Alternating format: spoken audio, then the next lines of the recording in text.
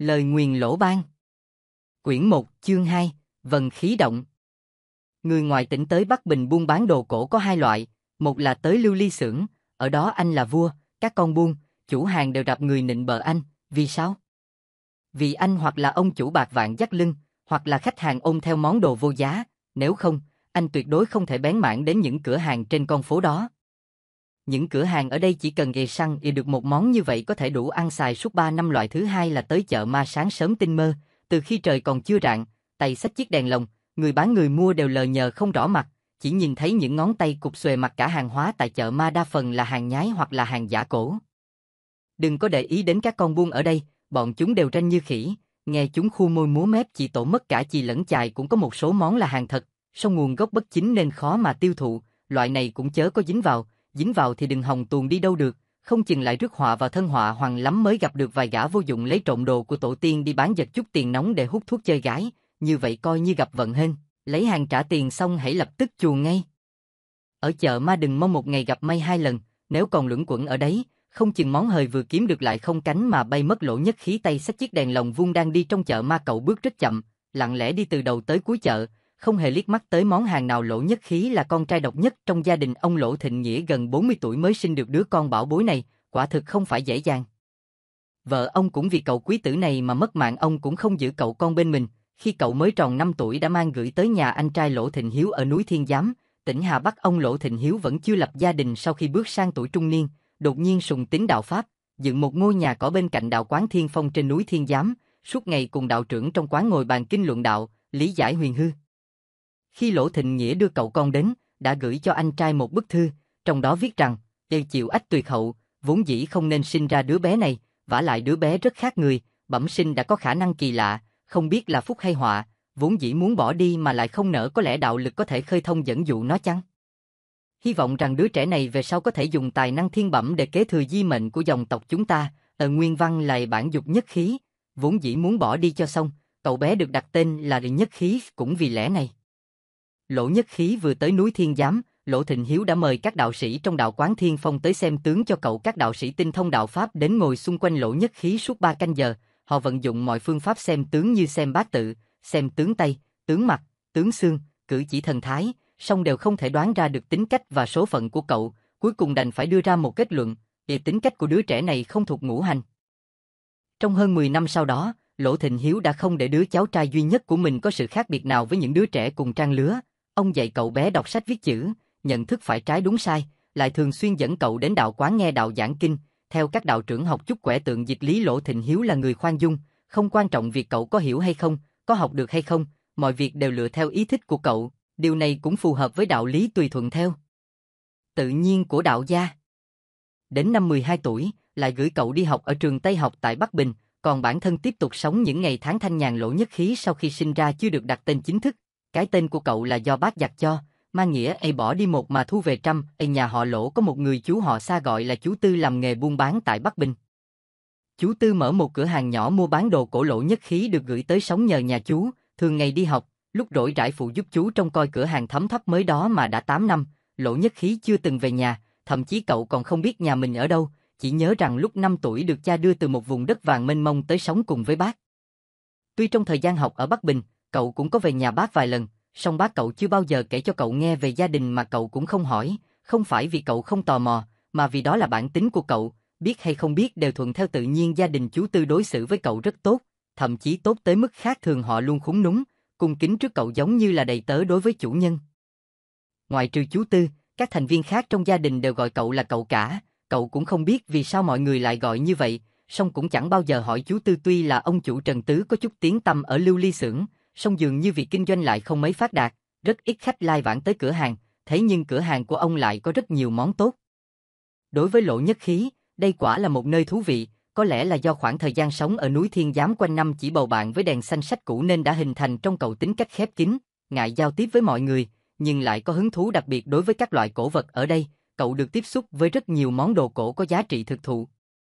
Nhưng những thứ khiến cậu mê mẩn tới mức không muốn rời tay lại chính là những cuốn sách cổ độc bản, rách nát tàn khuyết hoặc những mảnh trúc giản, sách lụa không còn nguyên vẹn mà cửa hàng thường xuyên mua được, đặc biệt là những văn tự hoặc ký hiệu, đồ hình trên những miếng giáp cốt, đá, ngọc cổ xưa. Cậu có thể ngồi cả ngày để mân mê chúng, nhìn dán mắt vào chúng mà lẩm nhẩm, không rõ là đang tìm cách giải mã các bí mật ẩn giấu trong đó, hay là đang âm thầm trò chuyên với chúng.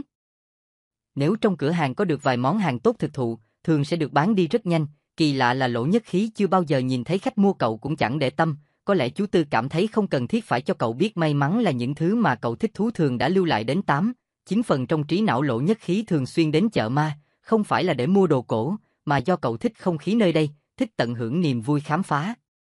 Chỉ cần chậm rãi rảo bước trong chợ, không quan tâm đến điều gì, tự như đi trong một bãi hoang lặng phắt, cũng không cần nhìn ngó, chỉ cần dựa vào khả năng cảm nhận siêu phàm của mình, cậu có thể biết được những món đồ bày la liệt trên các sạp hàng ở hai bên đường kia đâu là báu vật, đâu là đồ bỏ. Đôi khi, đột nhiên có một món hàng cực quý thình lình xộc vào trong cảm giác, khiến đầu óc cậu hơi choáng váng, tim đập gấp gáp, và sau đó là một cảm giác lân lân hưng phấn tràn ngập trong tâm trí. Cậu đã có một vài lần trải nghiệm cảm giác như vậy, song cậu đều không mua hàng bởi vì cậu không có tiền, cũng là do chú Tư không cho phép cậu mua, và hơn hết là do bản thân cậu cảm thấy không nên mua. Lỗ Nhất Khí đã sắp đi tới cuối chợ, mắt cậu vẫn dán xuống đất mà không hề liếc sang hai bên nếu không phải là đang đi, thậm chí cậu còn có thể nhắm mắt lại. Trong cảm giác của cậu, những đồ vật bày ở hai bên đường kia đều là những vật thể sống, chúng đang hít thở nhẹ nhẹ, chỉ là tiếng thở có sự khác biệt mà thôi, đa số thi thoảng mới thở ra một hơi rất khe tự như hơi thở của người hấp hối, rất hiếm hoi mới có những thứ có hơi thở sâu, dài, ổn định, và có luồng khí linh hoạt bao bọc xung quanh. Chỉ những thứ đó mới là những món hàng lâu năm, và cũng chỉ có chúng mới đáng được gọi là đồ quý, là bảo vật. Hôm nay, Lỗ Nhất Khí không gặp được món đồ nào có luồng khí linh động hoạt bát như thế. Lỗ Nhất Khí đã bước ra khỏi khu chợ, cậu thổi tắt ngọn nến trong chiếc đèn lồng vào lúc ngọn lửa vừa tắt nhưng làn khói xanh vẫn chưa kịp tan đi, cậu chợt phát giác ra một hơi thở rất quái lạ, hoàn toàn khác với những hơi thở mà cậu vừa cảm nhận thấy. Cậu dừng bước, rồi lập tức nhắm mắt lại, để cảm nhận một cách tỉ mỉ hơn. Hơi thở đó xuất phát từ con hẻm bên trái ngay phía trước. Cậu mở to mắt, song không nhìn thấy thứ gì ở đó do nó ở quá sâu, hay là quá sát với mép tường. Nói tóm lại là cậu không nhìn thấy gì cả. Cậu vẫn đứng im, tiếp tục nhắm mắt lại, lặng lẽ cảm nhận về luồng hô hấp. Không, đó không phải là hô hấp, vì chỉ có thở ra mà không có hít vào, nó chỉ là một luồng hơi, dường như có màu tím đen và mang theo mùi vị tanh hôi khó tả. Cậu vẫn nhắm nghiền mắt, nên không nhìn thấy chút ánh sáng nào. Bóng tối bất tận bao trùm lấy cậu, dường như đang từ từ kéo cậu lại gần. Một hồi lâu sau, cậu từ từ mở mắt, bất giác khóe miệng lộ ra một nét cười.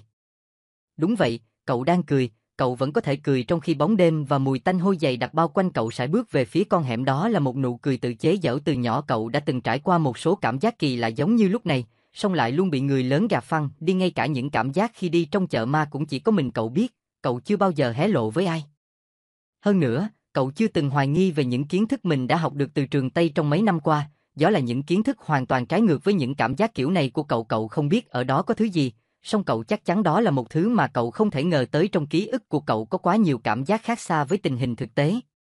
Cậu thôi không nhắm mắt nữa, chỉ chớp chớp vài cái. Trong vài cái chớp mắt, cậu đã sục sạo được vài lượt trong trí nhớ. Đột nhiên trong não cậu bật ra hai chữ không biết là chạy ra từ cuốn sách cũ nát nào, đề thi khí. Tức hơi thở của xác chết, tử khí. Một đốm lửa cỡ bằng đầu ngón tay chợt giật lên vài cái rồi lóe sáng, nhảy nhót tiến sát về phía cậu, từ trong bóng đêm đi thẳng đến phía trên chiếc đèn lồng. Lỗ Nhất Khí giật mình, một cảm giác khó chịu chợt đè nặng, hơi thở tắc cứng trong lồng ngực. Thế nhưng ngoài mặt cậu vẫn không hề tỏ ra hoảng loạn mà cố định thần nhìn kỹ. Đó là một bàn tay. Một bàn tay trắng bệch song vẫn có phần mềm mại, một bàn tay thon dài song chằng chịt, những sẹo ngón giữa và ngón trỏ tạo thành hình kiếm quyết, kẹp chặt lấy một que đóm dây. Trên đầu que đóm đang lập lòe một đốm lửa màu đỏ cam. Que đóm làm từ giấy, tức là cuộn chặt những tờ giấy dễ bắt lửa tạo thành một que tròn dài, dùng dễ nhóm lửa. Châm thuốc. Bàn tay cầm que đóm rất vững, không hề rung động, khiến Lỗ Nhất Khí đột nhiên cảm nhận được nỗi khát vọng tỏa ra từ con người này. Song từ khuỷu tay trở về sau vẫn chìm trong bóng tối. Đốm lửa trên đầu que đóm chợt nhẹ nhàng hạ xuống chiếc đèn lồng trên tay Lỗ Nhất Khí. Ngọn nến trong lồng đèn bùng mạnh lên mấy nhịp, cuối cùng đã soi tỏ vùng tối đen ở phía sau khuỷu tay. Vẫn không nhìn rõ mặt, chỉ thấy một con mắt giống như mắt cú vọ, chiếu ra một tia sáng lạnh lùng vô cảm. Ngoại trừ bàn tay, toàn bộ cơ thể người này đều được bọc trong một lớp vải đen hòa lẫn với màn đêm. Nhìn cái này xem. Từ trong đống vải đen lục xục thò ra bàn tay còn lại, bàn tay ẩn trong một chiếc bao tay bằng da hưu, và nắm chặt thành một nắm đấm. Nắm đấm đột ngột mở xuề ra ngay lập tức, Lỗ Nhất Khí cảm thấy một luồng khí tanh hôi nồng nặc xộc thẳng đến trước mặt. Thi khí. Thi khí nặng quá. Cậu thầm kêu lên sợ hãi. Trong lòng bàn tay, có một vần khí tím đen đang xoay tròn, chính giữa vần khí tím đen là một trái tim đang đập, chứa đầy nỗi oán hận của kẻ chết oan và lời nguyền rủa của vong hồn. Những thứ đó, Lỗ Nhất Khí đều đã nhìn thấy, đã nghe thấy một áp lực đè nặng lên cậu, tự như cơ thể đang bị nhận chìm dưới đáy nước sâu. Cậu bỗng cảm thấy buốt tai, đau đầu, buồn nôn, gân xanh trên trán co giật liên hồi. Cậu kinh ngạc khi thấy người áo đen kia vẫn thản nhiên như không, đứng trong vòng xoáy xuyên suốt âm đương, lặng phát không hề nhúc nhích. Từ đôi mắt cú vọ vẫn chiếu ra những tia sáng vô cảm, lấy không? Giọng nói cất lên, vô cảm y hệt như ánh mắt không?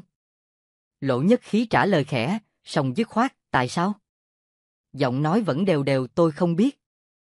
Ngữ điệu của cậu đã cao hơn một chút, bởi lẽ cậu bắt đầu cảm thấy thích ứng với áp lực lan tỏa từ khối đá. Không biết đây là cái gì, hay là không biết giá trị của nó? Giọng nói đã không còn vẻ điềm tĩnh như khi nãy, đều không phải, là tôi không biết dùng nó để làm gì.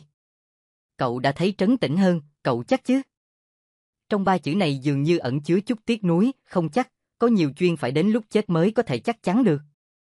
Câu trả lời của Lỗ Nhất Khí khiến con mắt cú vọ chớp liền hai cái, lóe ra một tia sáng rực. Bóng đen không hỏi nữa, cũng không bỏ đi, chỉ có tia sáng kia dừng lại rất lâu trên khuôn mặt của Lỗ Nhất Khí. Đó là một khuôn mặt giống như khuôn mặt của bao người bình thường khác. Ánh nhìn chăm chú dừng lại quá lâu khiến Lỗ Nhất Khí cảm thấy bất an. Sự im lặng kéo dài cũng đã khiến cậu cảm thấy có lẽ mình nên rời khỏi nơi này. Nếu muốn biết ai cần đến nó, hãy tới Mai Sấu Hiên ở cuối phố Lưu Ly Xưởng. Nói xong, cậu quay người bước đi, giọng nói tự như ra lệnh.